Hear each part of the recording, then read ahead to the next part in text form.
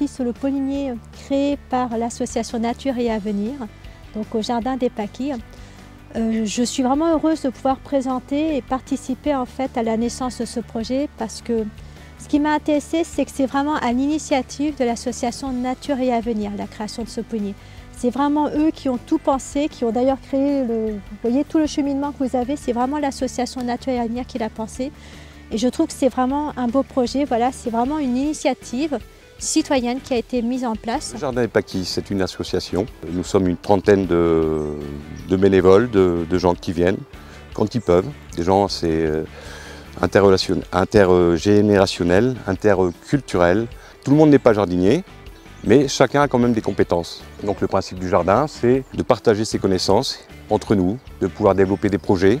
Là par exemple, en ce moment, il y a des jeunes de l'école de la seconde chance. La Partager les Paquis existe depuis 4 ans. On a commencé à installer les plantes que nous proposait Atmo Grand Est et progressivement donc on est arrivé à avoir les 25 plantes demandées.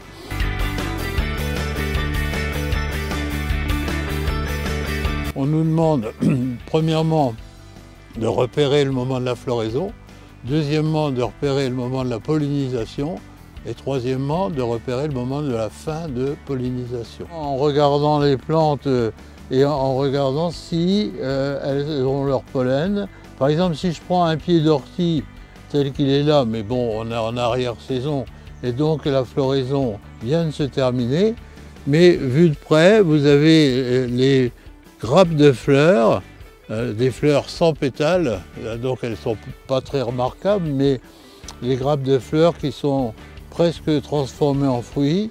Et là, on va dire fin de pollinisation. Pour remplir le questionnaire sur Internet, ça représente, disons, 10 minutes toutes les semaines à peu près. Hein, et donc, ça ne représente pas un temps énorme.